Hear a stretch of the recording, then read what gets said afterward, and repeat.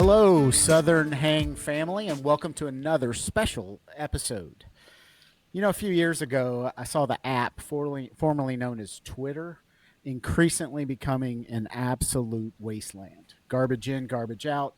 But I also knew that when used properly, it could be a nice way to connect with friends and strangers alike on common topics. So I set out to make it my mission to eliminate the muck. I created a new account under the Jams IMO moniker, and with the sole mission of controlling the algorithm. I only wanted to connect with people talking music. I only wanted to click and interact with posts from musicians I loved. I set out to take control of that algorithm, and you know what? Well, it's still a wasteland, but it's also a place that we can connect. And that random account with a music focused algorithm that really only has a handful of followers has still helped me connect with some absolutely great people in the music business. That's what helped connect us with Colt and Rich. And now I'd like to introduce another person from the music business from that special corner of that app formerly known as Twitter. Based out of Portland, Oregon. He's been in the music game for over 25 years. Southern Hang family, I'd like to introduce you to Chris Margolin of Chris Margolin and the Contra Band. Chris, welcome to the show. How you doing? Thank you, thank you. I'm doing really great. Thank you so much for having me. I love this. This is a good setup. And Neil, welcome to the fold for the audio side of things. That's So right, I, man. Yeah. Hey, we're a minute, 2 minutes in, and recording seems to be going swimmingly. there we go. Southern No, Hang, thank you guys so much for having me on Southern Hang today. I appreciate it. absolutely, man. And Southern Hang family, just know we're missing Craig Cotton tonight or today. If you're listening, he's not with us. It'll just be myself, Brian Redmond, and Neil here with Chris. So We're not looking forward missing to him. it. We're not missing him. We know where he is. He's just not here on the I show mean, tonight. just for clarity. Some of us we could might be pretend missing him we a could little. pretend there's like a 3-layer cake in the room and we're celebrating right now and it's the biggest party he'll never get to. Too bad, Craig. He's going to be so jealous when he listens in. So, Chris, I feel like it's always good just to, you've been doing it 25 years. That's certainly a long time in the music business. I'm sure you've had your ups and downs and here's and there's. Oh, yeah. Why don't you kind of talk about what led you to music and what you're doing now? Let's see. I just hit the 30th anniversary of my very first show. So it's crazy. It's crazy to think it's actually been over 30 years now. Sometimes it doesn't feel real, but really for me, my house was always filled with music. My parents grew up in New York. My dad grew up in Levittown. His kind of home base was the Action House in New York. So for him, it was every band, especially British bands, rock bands at that time that were coming over and playing small clubs. So when I was born in '81, my dad always tells me 6 days after I was born, he sat me in front of the speakers and we listened to a Beach Boys concert. So, I think, music was just ingrained in everything that we did. It was always on in the house. Even, my dad used to get up for work fairly early. And so I would wake up every morning and he'd be listening to music. I'd go to sleep and there'd be music playing. And by the time I was 8 or 9, I got kind of interested in playing something. But I wasn't really sure what it was. My dad used to be a drummer. And I definitely did not have a good voice. Wow. So I stumbled on viola. I played viola for a few years from like 9 to 12. And I was good enough to somehow funnel my way into the Portland Youth Philharmonic. But I couldn't read music. So I had a partner that would play me the songs and then I would just go play them and until one day he didn't show up. And then they realized that I also could not play the songs. And this was what age? At what age? It's 11. Wow. Yeah. And then Kurt Cobain died. I was 12. And viola didn't seem all that important anymore. I asked my parents if I could buy a guitar. I was, coming out of 6th grade. And I kind of fell into Nirvana a little later than maybe I should have. I went to outdoor school during, I think it was late 5th grade, early 6th grade. And this would have been 93-ish. In New York? This is in New York? No, this is in Portland. So my parents gotcha. moved out here in the 70s. So I was born and raised in Portland. And so I think around around 93-ish, I went to outdoor school. And out here it's, you take a bunch of kids out into the forest for like a week and try to teach them how to not be Lord of the Flies. And and so my camp Wait a minute. counselor. That feels like you are inviting Lord of the Flies by taking Oh, kids out too. So you are. we got to back up a We little bit. we could take a Educate us. little bit of a well, we could take a little bit of a sidestep too to keep the Lord of the Flies going. The only time I ever really got in trouble in school, in high school, was freshman year of high school in biology class. My buddy Corey and I, during the time where you're supposed to be dissecting a pig, a fetal pig, we had just finished reading Lord of the Flies in class, and we chopped the head off of it and poked it through a stick, and we were poking it into classroom doors along the way until the principal caught us, and we definitely served our time. But it was well worth it. But outdoor school, it's outdoor education. So in theory, it's amazing. You take a bunch of kids outdoors, you explore wilderness, you teach them about how to survive in nature. You do everything that you can do that would be considered school appropriate on the West Coast. And so, which is fine with me. I've never been hunting or anything like that. I'm not opposed to it. I like my good meats. So, but you take them out and you look at trees, you look at plants, figure out what you can eat, what you can't eat. You go through some survival and trust skills and things like that. But really, it's lights are out, and then you try to sneak out of the cabins and cause as much chaos as humanly possible. And I had a great camp counselor who smuggled in a cassette recorder and the single for "Smells Like Teen Spirit" and "Even in His Youth." And I actually have that single still. I have it. I had great pictures of it done a few years ago that I have all framed up. And he started playing that, and it changed everything about how I thought music was supposed to be played. Everything my dad, I was definitely, bred on the Stones, not so much the Beatles. It was Stones, it was the Who, it was all the Zeppelin you could handle, and then all the early Delta blues you could handle. And so my dad's 80, I think 83 now, and he still listens to everything from odd Vangelis and prog rock to the newer, like any new heavy metal that's coming out. It's just about the music. So my whole life has been about the music. And then my buddy and I, when we hit high school, my buddy Kevin and I, we decided we were gonna start a band. We had both equally played guitar terribly for a few months at that point. And so we coaxed our friend into buying a bass. And it came down to who had the least worst voice. So, and I think had we gone with Kevin, I think we would have been like a Descendants, Pennywise, Offspring type band. And for me, while I was equally as into that, I was very much more Hootie and the Blowfish, Dog's Eye View, Matchbox 20. And so, we only went through Jealous Rage. The first band went through 2 lineup changes in the 4 years it was together. And that was a really cool experience. We knew the right people, and we had a really good, even though she eventually ran off with a bunch of money in our masters, we had a really good manager for a little while. We were signed to a little label in Portland called Antabuse.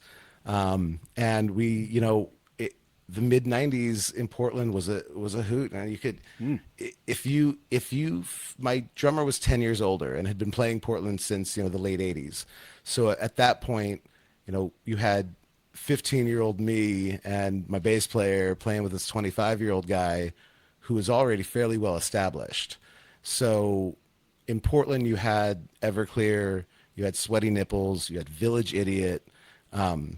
And if you could find a way in with those bands, then you were gold. So, luckily my drummer's whole band and Everclear had kind of cut their teeth together a little bit.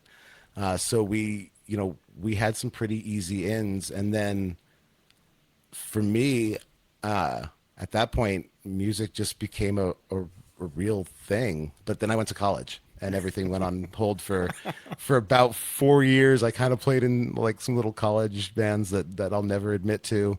So I took like 5 years off of music, and then came back and have had the greatest 20 years that I could ever possibly. I shouldn't have had. I mean, my bucket list is beyond. It's overflowing. Sweet. So it's been pretty cool. So yeah, there's my short and long. I don't want to derail this, but I feel like I have Oh, to please. ask. Please I do. feel like I have to ask. Outside school, roaming the woods, Yeah. Portland.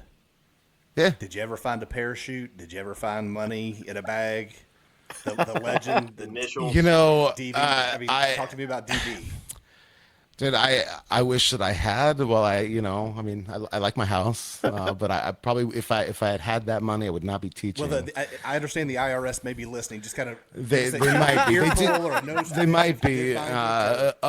Uncle DB, if you're still listening, no, unfortunately, there's no money rattling around. Though Courtney and I, my wife and I, did just go on a ghost tour not too long ago. Portland is one of the most haunted cities in America, and so neither of us had gone on a ghost tour before, so we just decided to do it, and I did it at the wrong time because my foot was in a boot, so it was a little bit tricky, but but it was fascinating to hear the history of Portland. I mean, I will say Portland's ghosts come from a pretty treacherous, racist time period in Portland's history because our underground tunnels were the Shanghai tunnels. So so the ghosts are the ghosts of people who went through the tunnels and all the sex workers of the time, and all the different hotels from the shipyards and things like that. So it was a really fascinating historical tour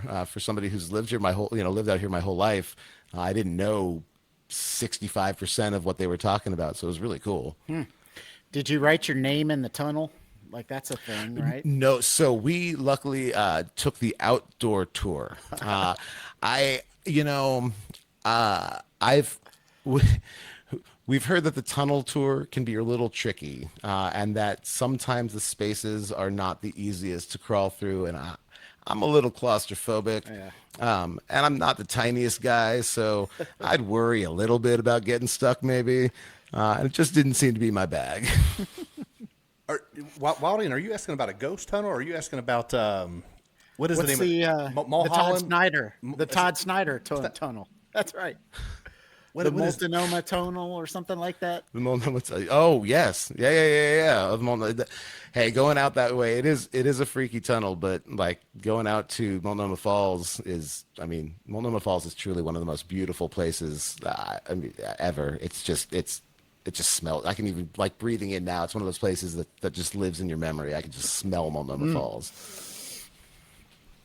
So. Awesome. So you, I thought that my buddies would have lost their shit when you were listing '90s rock band if you had actually had mentioned Third Eye Blind too. See, well here I'll geek out on it several times before we would say anything because You mentions them well- and mentions them and mentions them. Well, then we'll have something in common for a moment. In my kind of Mount Rushmore of studio recordings, Blue lives at the top. I don't think I do not, and I've argued this with everybody, and I have some great studio friends who tell me I'm insane, but in my opinion, I have never heard a better recorded album than Third Eye Blind's Blue. I just think there is something about the studio feel of that album that I don't know what type of atmosphere. I mean, I know what type of atmosphere was going on in the studio, but whatever they were able to capture was just pure magic. And I truly felt that way since the day it came out. There was just something that popped when I heard that album for the first time. And I love Third Eye Blind. I hate Third Eye Blind live. I think they are one of the worst live bands I've ever seen. And I think Stephen Jenkins knows he can't sing because when he goes toward the mic, he holds it really far away. And I don't know. I saw one of the weirdest pairings, late '90s Rolling Stones tour. It was Third Eye Blind, Stabbing Westward, and Rolling Stones. Wow. And Stabbing westward. Sherman, you and I saw that. We did. We they did. just played a show in Portland about 2 weeks ago. Did you? Wow. I missed. I was bummed to miss it, but they're still going around. Wow. But that was one of the weirdest pairings of shows. But man, I saw Third Eye Blind a couple years ago with Taking Back Sunday, Oh, and wow. yeah, and it was rough all around. I mean, I was never like Yeah. I'm a Yeah. yeah. I was gonna It was let it just go. it was a long night. Like I'm a big, emo music is tricky. My kid will put on like TX2 or like an album that I would consider just like weird computer metal, and be like, this is emo. And I have to remember that even the 90s version of emo isn't emo. Like, my version is Sam I Am and Knapsack and, the bands that came out of that era. But Taking Back Sunday, when like the Dashboard Confessional era started, and I love Dashboard, but man, there are some bands that took it too far. And Taking Back Sunday just never quite sat well with me. I mean, good on them. They're 25 years in now to a great career, and they've sold more albums than I will ever dream about selling. So good on them. Did I But see on your Twitter feed, maybe you were celebrating an anniversary of that Rancid album?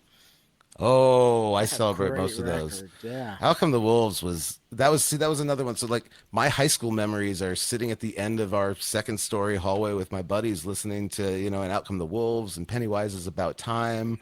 I mean, I like the my one of my greatest joys these days is watching all of those punk rockers from the 90s put out Americana and country albums. Like, because if you have to really Yeah. consider it, like I think, when I think punk rock, I think jazz music, I think punk music, and I think country music. Yeah. Well, like Mike Ness, like early on, was like you- one of the first ones to do it. Right? Yeah, I mean, you really like. There's an honesty and a when it's done right. There's an honesty and a kind of. I can swear on here, I assume, right? Yeah. Mhm. Okay. There's an honesty and a don't give a fuck attitude that comes with those types of music. Like my favorite artist of all time is Miles Davis. I'm a diehard Miles Davis fan. I own literally every CD that he's put out. Like every live everything. And there's such a punk rock attitude to doing what he does.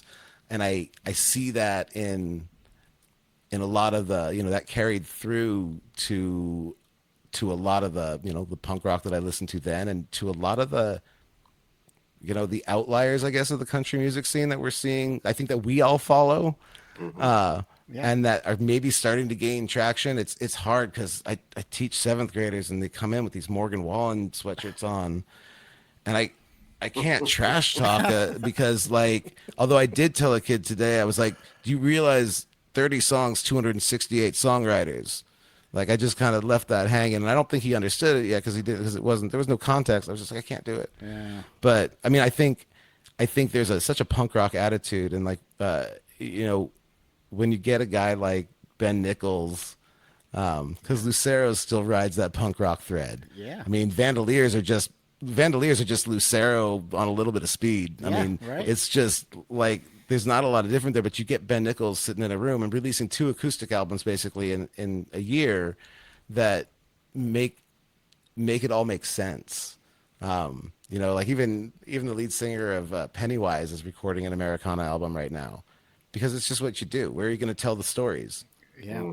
Like, Yeah. I don't know what too many genres that tell actual stories other than hip hop and country. I don't know any other genres that willingly just write stories. I mean, Well, just make rock- room for the lyrics, right? To just Yeah, really like- sink home. I definitely don't write in. I write out a story, but it's still fairly obtuse, and you can kind of think of what you want. I write lyrics. I definitely wouldn't consider what I write to be a full storyline. But you get country singers nowadays who are, I mean, you can listen to a Ben Chapman song or a Colby Acuff song, and you're getting a a full beginning, middle, and end. You get a novel out of a 3.5 minute song, and it's just beautiful. Yeah.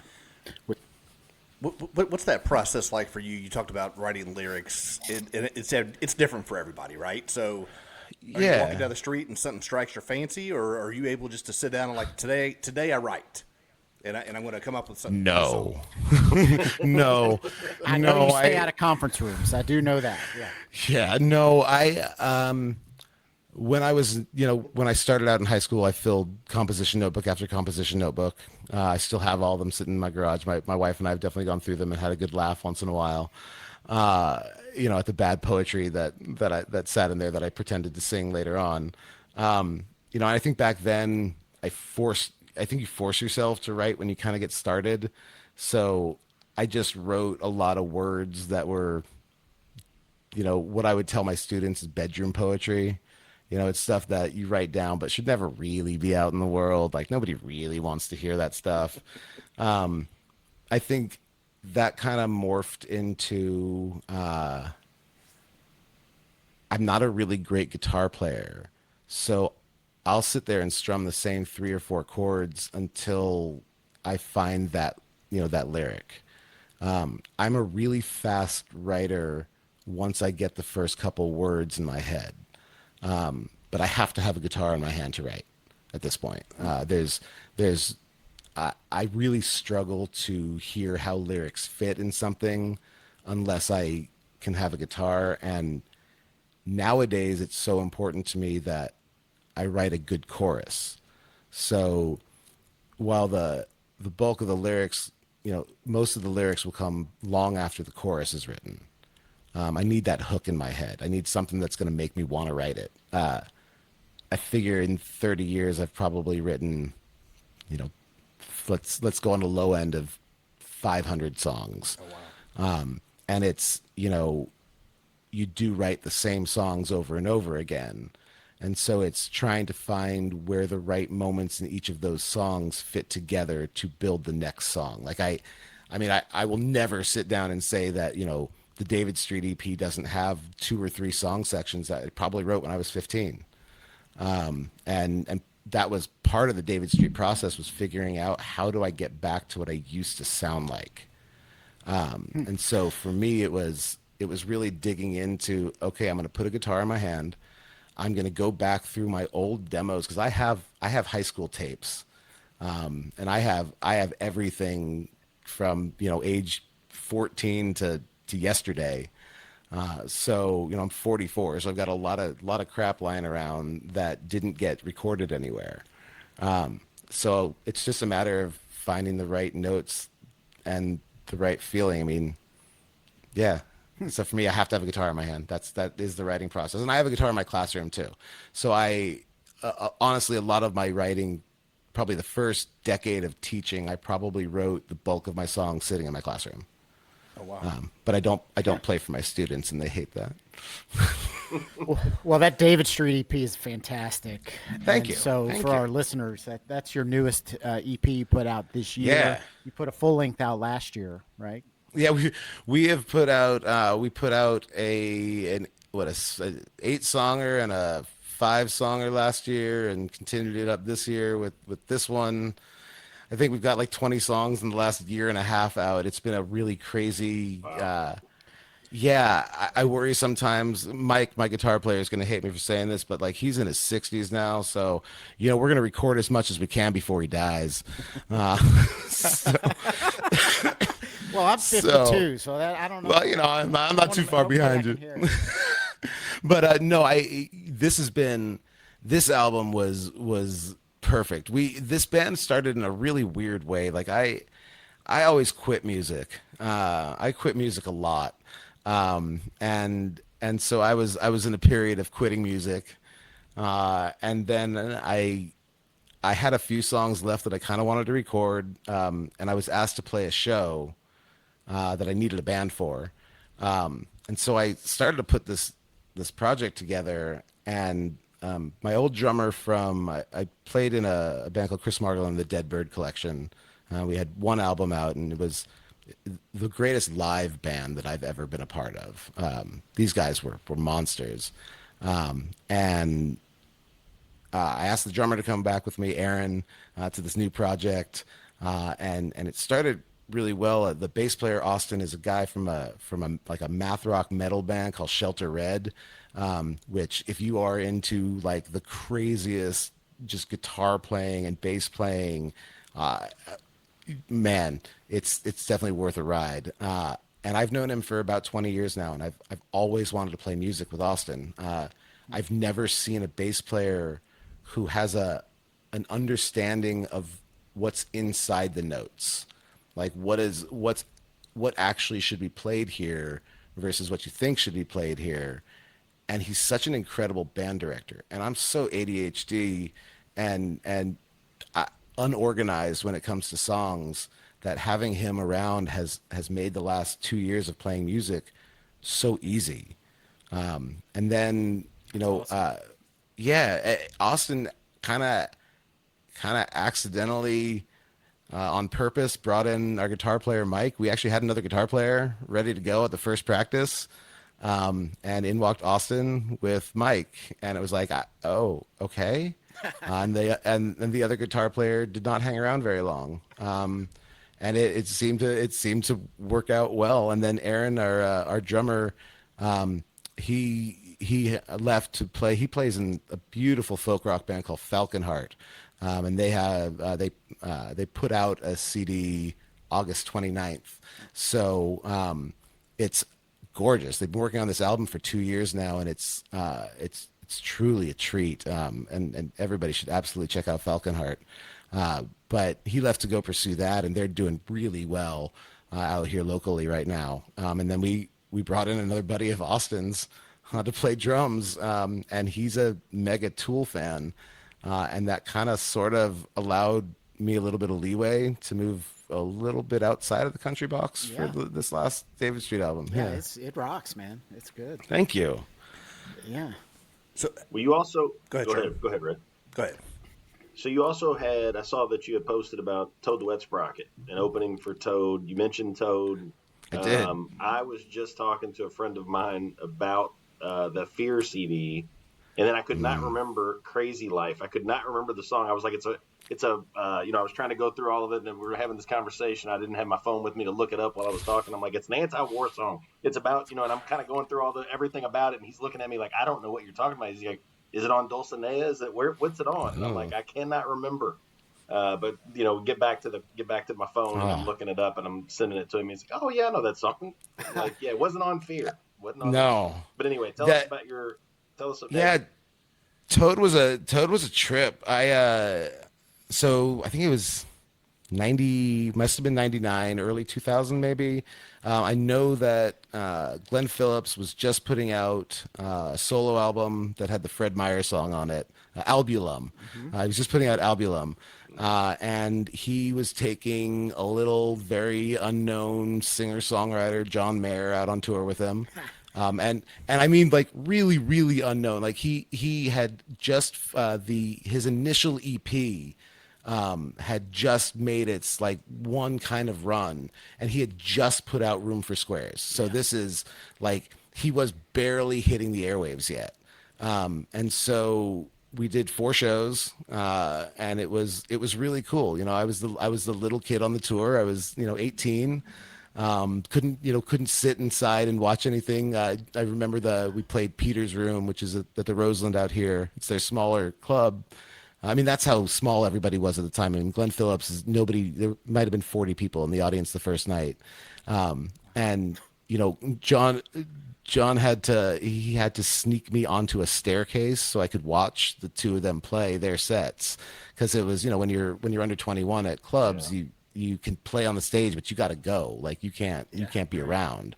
But it was a really, I mean, it was an incredible experience as like an 18-year-old. And then I just kind of hung around the Toad camp, and I roadied for Lapdog for a minute, which was everybody except for Glenn.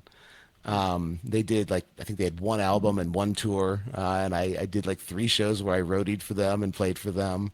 And it was a lot of fun. It was the first real glimpse of any type of rock star-ish life. Like the 90s, my teen years before that, I mean, from 14 to 17, 18, it was incredible. And we definitely, I mean, we, partied hard and had our fun. But, local bands and even big time local bands, like even in Everclear coming through Portland and being able to play with somebody like that doesn't even come close to, somebody like a Toad the Wet Sprocket who has earth-shattering hits. I mean, and so they were the nicest guys. John Mayer it was funny because I was pretty good friends with Peter Stewart around that time as well. He was the lead singer of a 90s band called Dog's Eye View. Yeah. He's got his and solo album, Propeller. Yeah, Propeller. It's a great album. And I was friends with him for a number of years. He was kind of he was my, in high school, there was Dog's Eye View was like number one on my Mount Rushmore. So, and I somehow got in touch with him to book him for a show that I could open. I felt bad because not one person, I mean, this was like my parents were there type of show. So I felt terrible that it had happened, but it sparked a pretty decent friendship with him. And at one point, he called me when I was with John Mayer, and he's like, "Can you get him to sign a CD for me?" And I remember like Mayer's signature on the inside of it was, "You crazy fuck, why do you want my signature?" and like, and I mean, but that's how small he was at that time. Like nobody knew who John Mayer was, and Peter Stewart was always. I met him toward the end of his career, and now he does like psychotherapy or psychology work with former rock stars who have like gone through rehab. And I met him toward the end of his kind of run. And my favorite Peter Stewart story is we played a Portland show together with Josh Joplin. And they were going on tour to LA. And Peter lived in Portland at the time. He had bought this gorgeous loft apartment. I mean, one of those things that only somebody who sold 15 million albums can afford. So he bought this apartment, and he hadn't been home for like 3-4 weeks, and the tour was done. So I called him up, and he's like, "Oh, I got really tired one night and bought a house." How's that work out? Right? Is that like on Amazon these days, right? Right. Surprise, he was just in LA, and he just bought a house. He's like, "I didn't want to drive home. I just bought a house." It's like, oh, okay. That's what that money's like. That's what money is. Wow. But it was, I mean, there was some fun Peter Stewart stories. We hung out with the Blue Man Group quite a bit. I never saw them out of costume, so that was always weird, but that was fun. I feel like he had a connection to. Did he have a connection to Adam Duritz? Like I always have to bring Counting Crows into this somehow. He absolutely did, and he and Adam were like best of friends for a long time. They were really close. He got me. I've met Adam Duritz and Counting Crows one time. He got me passes to go meet them. They played the Schnitz out here, and it was. It must have been 2002, 2003 on the like Hanging Around tour. And it was the only time I've gotten to meet them, but he definitely was good friends. It was always fun. Like Peter had a lot of A-list friends that would come through his apartment, and not that I got to meet any of them, but I loved the idea that anytime went up there, like Charlize Theron was sitting on this bed at one point, or like Adam Duritz has a new level of Hollywood friends, man. He sure does, and I mean, I love Adam Duritz. I'm so glad he took off the fake dreads and finally like just started singing as him. Still putting out great music. Oh God, the new album is amazing. I love it. It's hanging on my wall, I think, back there. Maybe. Nice. I've taken all of anything that was music art is in my classroom right now. So it's my walls are definitely dimmer than they used to be for a little while. My classroom, however, is like walking into a jukebox. So that's awesome. I would have loved to have had a teacher that understood music like you do. Do your students do they talk to you about your music? They find me. Yeah.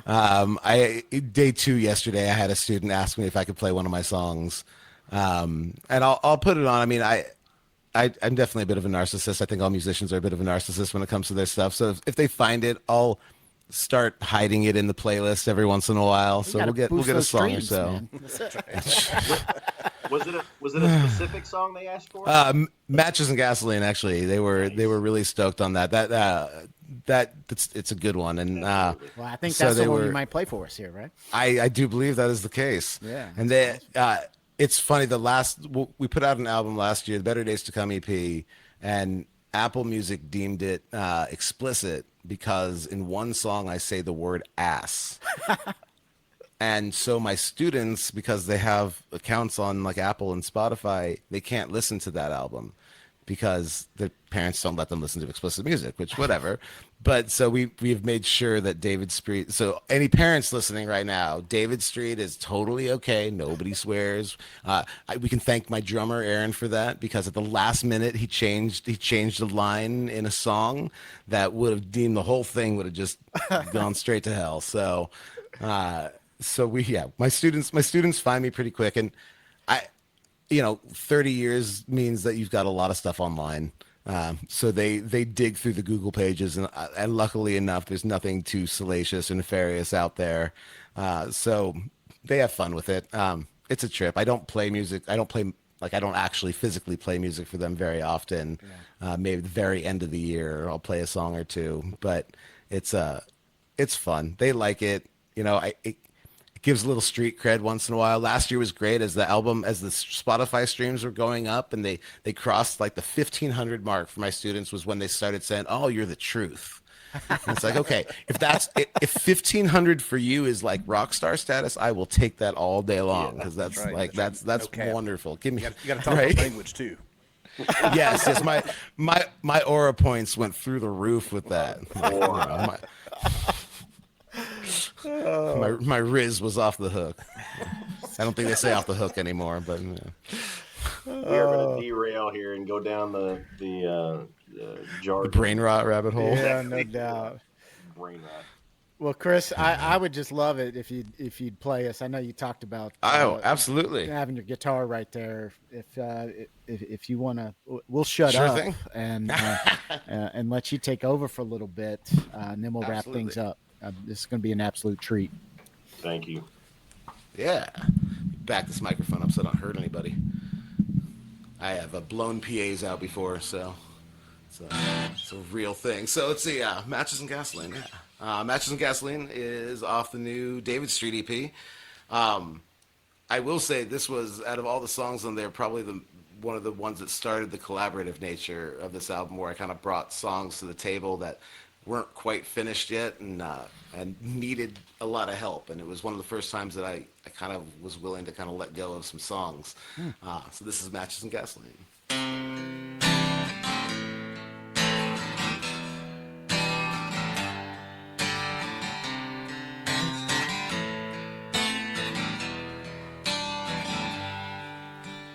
Think I needed gas today, but maybe that's a metaphor.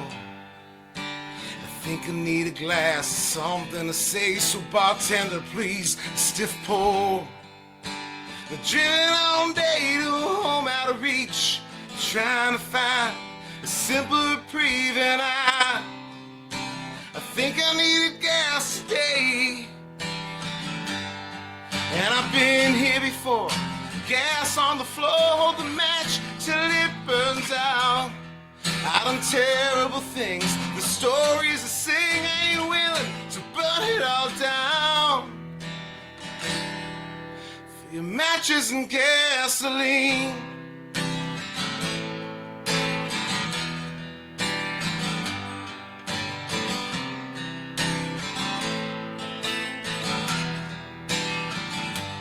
I think I need a match today, 'cause maybe it likes me to you. And Johnny Blue Skies on the stereo, another 100 miles ago, let this flame turn blue. 'Cause I think I need a match today. And I've been here before, gas on the floor, hold the match till it burns out. I done terrible things, the stories I sing, I ain't willing to burn it all down. And I've been here before, there's gas on the floor, hold the match till it burns out.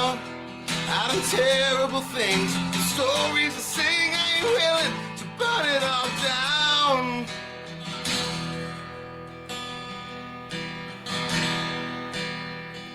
And I'll pull over and reignite the flames, and I'll drive sober. And if that slows down the pain, and I'll pull over, I'll reignite the flames, and I'll drive sober. Maybe that slows down the pain, and I've been here before. There's gas on the floor and a match till it burns out. Some terrible things, the stories I sing, I ain't willing to burn it all down.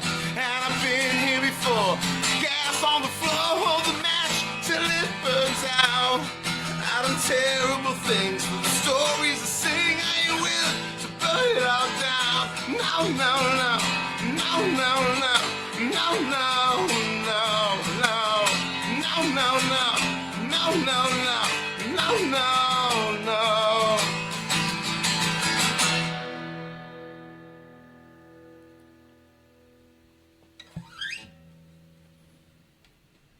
Thank you, thank you, thank you. Woo! Yeah, man. Guys. Burn it up. Absolutely. Thank you. Jam. There you go. Dude, that's great. So at your shows, do you ever sit down acoustic like that? Or is it Oh yeah. We actually we tend to start with like a 25. When we do headline sets, we'll start with like a 20 to 30-minute acoustic set. Usually Mike and I, my guitar player and I, come out and I'll do like 2 or 3 songs on our own. I have a couple songs that have never left my set in the last 20 plus years. I don't tend to play. I play a lot of covers when I need to, but when we're just doing our own shows, 7 Mary 3's Times Like These. I have started every show, I don't know, for the last at least 15 years, we'll say, with Times Like These. So there are some songs that will never leave. There's some songs that have had to leave. And Morgan Wallen covers cover me up. Oh, There are certain songs you pull out as soon as somebody calls it a Morgan Wallen song, and you're like, nope, not playing that anymore.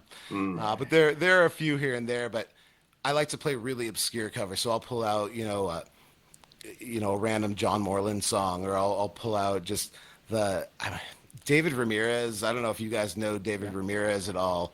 Yeah. His new album out this past year that's gorgeous. But David Ramirez and Matthew Mayfield, they both get produced by Paul Moak at the Moak House Studios in Nashville. I don't think that there are 2 better lyricists out there in the world right now. And so, like, I cover some of their stuff. But yeah, Times Like These, I don't think I've started a show without that song in the year. So we tend to do a little bit of an acoustic set, and then we definitely crank things up. people think about that first 7 Mary 3 album, but the second one is the one that Rock start to Crown, finish, man. right? Rock Crown is beautiful. Yeah. That is If I just Stay an album Lucky. for yeah, like that album does not, I mean, they don't get the credit that they deserve. They came out unfortunately at the wrong time. They got swallowed up by the Pearl Jams and Nirvanas and Soundgardens because they somehow were, tethered in there. I guess you have a rough, growly voice. I get it. You have a rough, growly voice, and you do a certain thing. My bands have every always been record like 10 years studio late. was saying like, "You're the next Vedder." Like, okay, Yeah, So exactly. yeah. So. Yeah. Hey, you reference having some songs that'll never leave and some that maybe will never make it in the playlist. But as you write a song, do you ever have one that's near and dear to your heart, and maybe it doesn't have some of the commercial success, or maybe the crowd doesn't embrace it as much as you think they should? And do you keep it in the rotation? Like, I don't say you force feed it, but do you keep playing it until they get it and until they appreciate it as much as you do? Or Yeah. I definitely learned over the years to play shows for me, and it's not a discount the audience at all, but I don't have hit songs. I mean, I have a few songs that that reach the 20,000 level at some point in time, which is awesome. That's amazing. But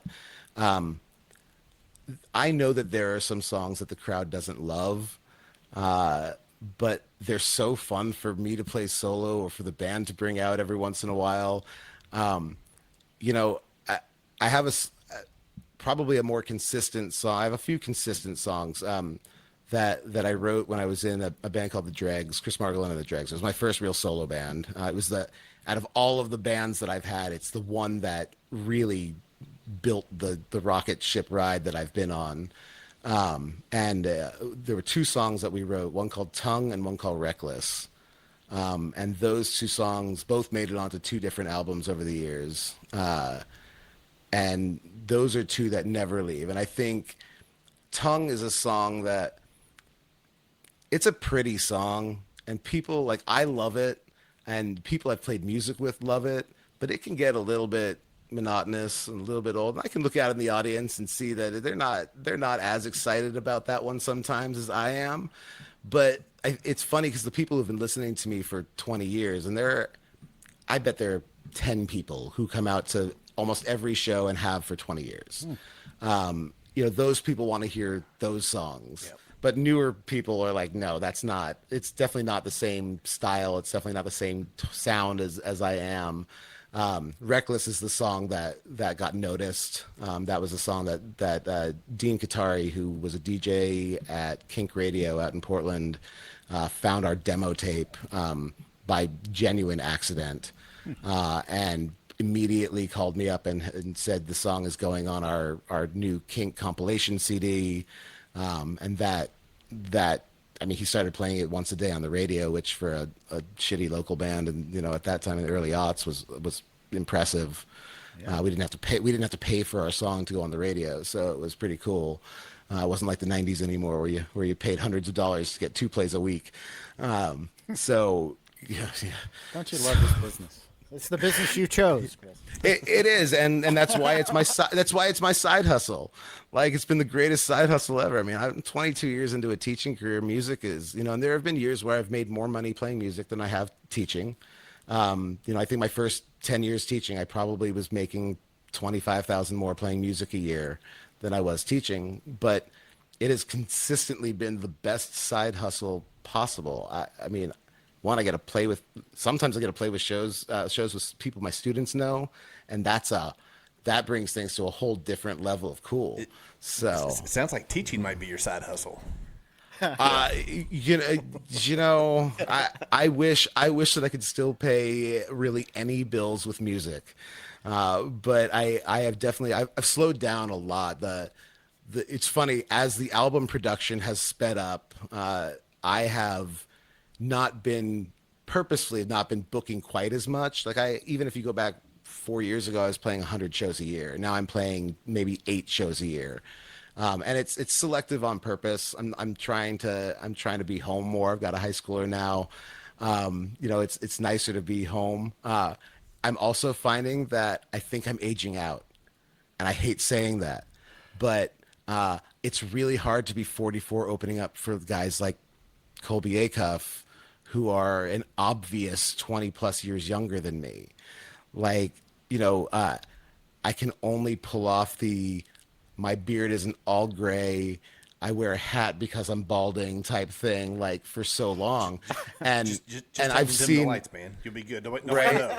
Well, Just lights down. well, I start seeing those younger guys in their 20s, and I started getting really frustrated at this a few months ago when I started seeing it happen more often. These names keep popping up with shows that I should be playing. God damn it! But they're only like 20 and something and change, and man, they bring a great crowd, and they're really, really good, and people should absolutely hear them. But I still get bummed out that they're not my shows. Like Tanner came through Portland, and Booker was like, "You are the opener." I talked to Tanner about it. It was like, nope. This guy, this younger dude, about 25 years old. His name, I will give him all the praise. His name's Laith, and everybody should absolutely go listen to him. Laith exclamation point. And he's awesome, and he's one of those next gen guys, writing really cool, folky indie stuff that will probably get noticed. And I think it's awesome. Hey, well, nothing I love, against Leif, but we're paying attention to you. Heck yeah, you man. know, He found us. I mean, absolutely. if you fly out to the Portland area, October 25th, we're rocking with Buffalo Jones over at Kelly's Olympian. Buffalo Jones has been around. I think we're actually playing the 20th anniversary tour for an album of theirs. They've been around for years in the Cracker Camper Beethoven crowd. They have been a consistent opener for them for the last couple decades, and it's going to be just a hell of a show. Kelly's Olympian, Kelly's Olympian is a place my wife will not go to because they no longer have doors on their stalls, and Okay. I think sometimes that's on purpose. But it's one of those great old school dirty rock clubs Yeah. that I have played 10,000 times, and I would play 10,000 more because it is just dark and dirty and awesome, and you can cram 150 people in there, and it's a good time. Love it. You walk in there, you know you're going to see a special show. That's for sure. You do. I miss the days, like, I don't smoke, but I do miss the days of I miss the days of filling a place like that and looking out and seeing like a smoke-filled room. That was one of those rooms that just deserved all of the cigarette smoke, and it still lingers all in there. But you just like the clouds were a good time in there. Yeah, like I hated smoke, but at a show it's a little different. And then you wake Yeah. up the next day and you smell like it, and that's the one Oh, time you're like, oh, it kind of reminds me of the show. Feels good. Right.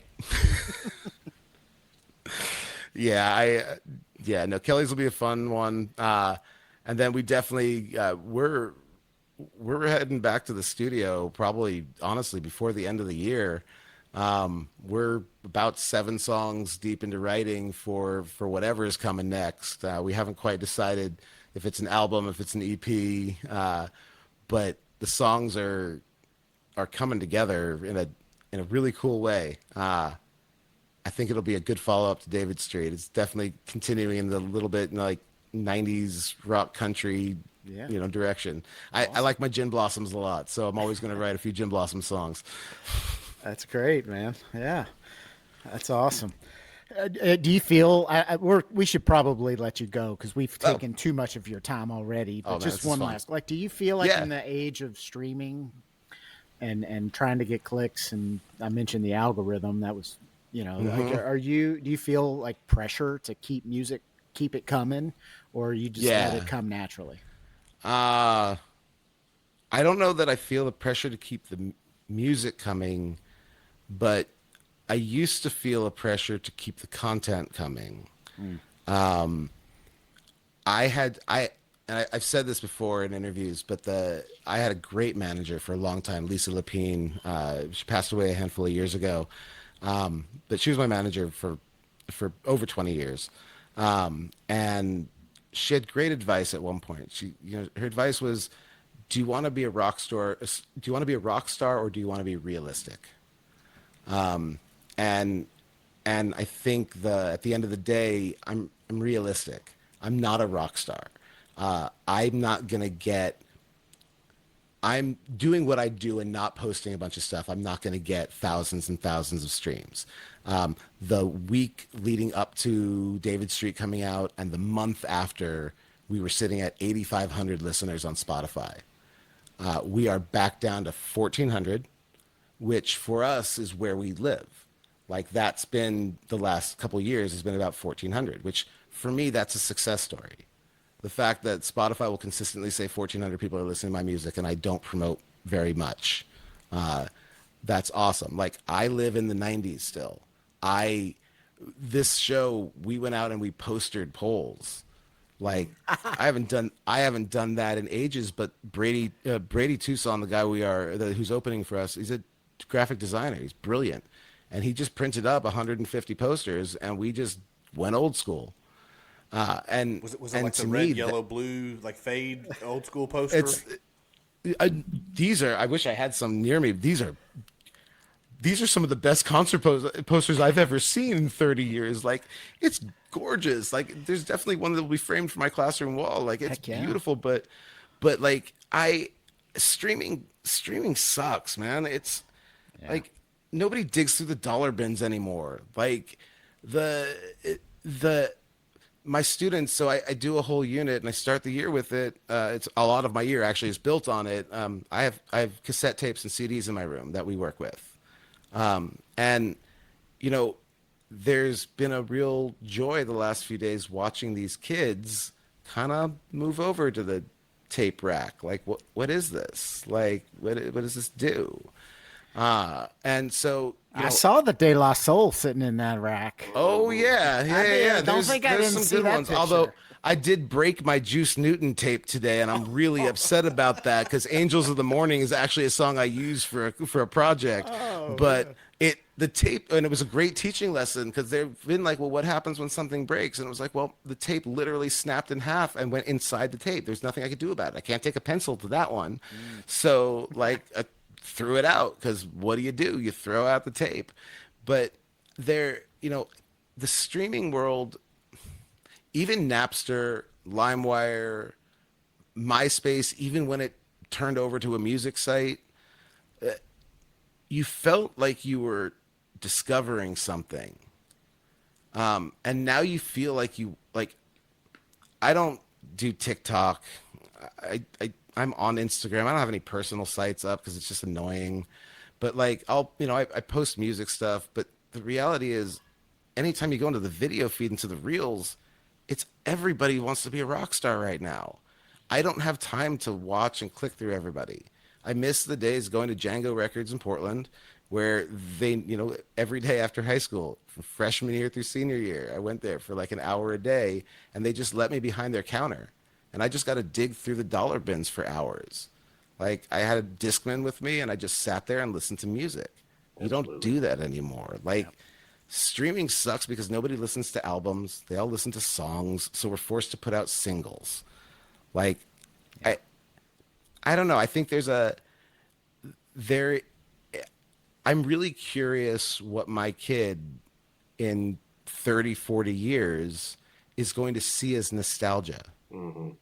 And that hits me a lot. I took them to a record shop the other day, and it was the first time I took them to an old school record tape CD store.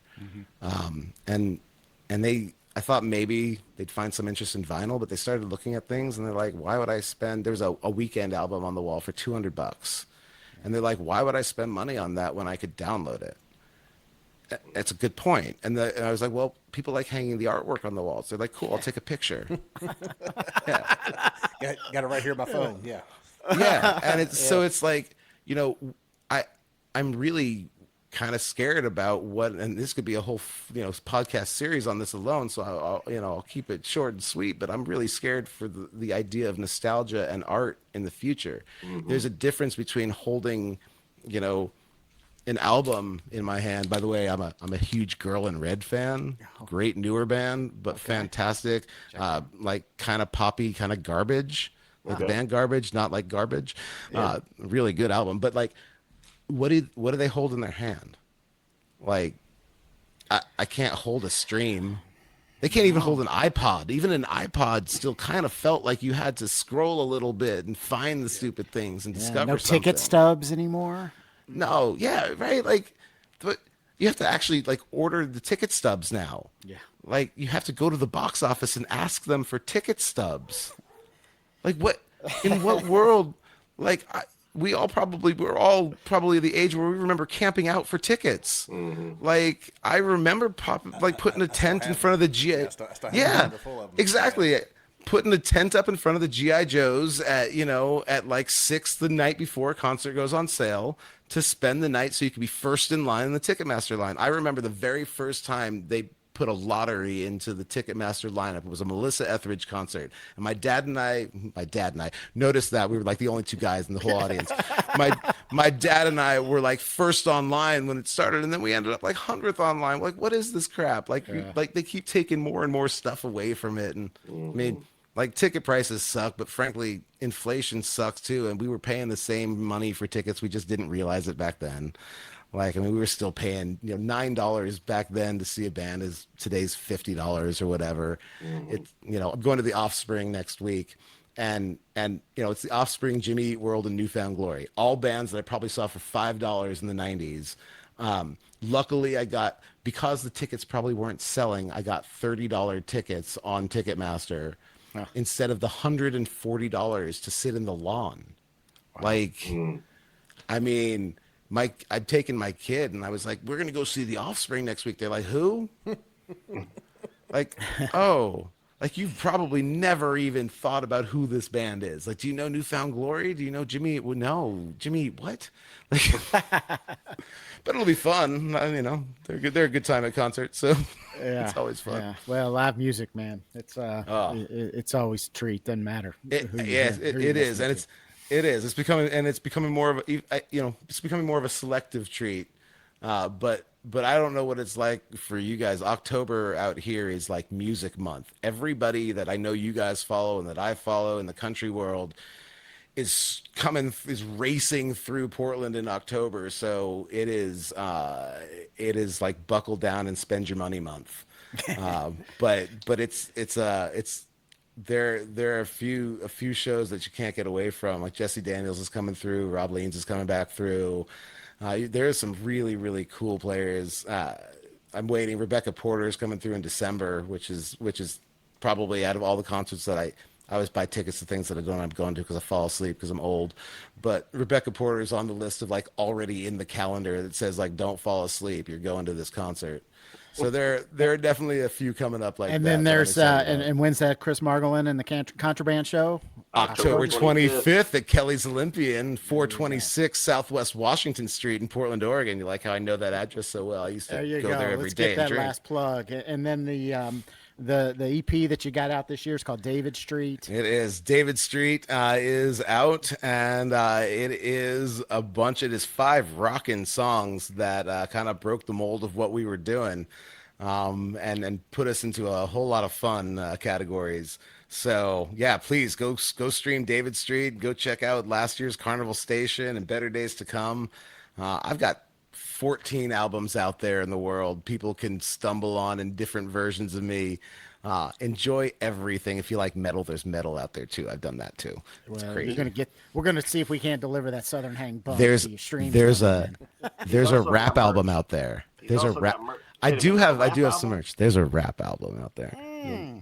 Oh, It's find this. Good luck. It's out there. It is. I will tell you this. It is on all of the streaming services. All right. That is that. So for everybody out there, there is a rap album out there. That's your DB Cooper right there. There's the DB Cooper. He left it for you. First person to find who listens to this podcast to find the rap album will get a pack of CDs from me. You awesome. You find that album and get a hold of me, and I will send you a bunch of albums, including the rap album. I do have it on CD. There we go. That's amazing. 2002, 2003, I think. Yeah. Anybody listening, don't call me for the next 48 hours. If somebody can find it, it's going to be Sherman. Here's the only hint that I will give you. The rap group is named after a movie from the 90s. So there you go. That is the only hint that I will give anybody. But man, if you can find it, it's funny. It's fun. It's interesting. That's awesome. I think, yeah.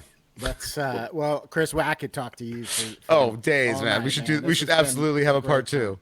Yeah. Cool, man. Thank you guys so much. Southern Hang is one of the best podcasts out there. I appreciate you guys having me on here. Thank you so much. Thank you. Appreciate our pleasure, man. And hey, Neil, great first time. Hey, man, we're good. You did well. Now. Let's put this well done. In the can. So Craig, if you're listening, this is easy stuff. Craig, if you're listening, we ate our cake. We enjoyed our time, but next time we'd like to see your smiling face on here as well. For sure. Absolutely. Absolutely. Thanks a bunch, Chris. Take care, man. Absolutely. Thank you, guys. See you, fellas. Later, guys.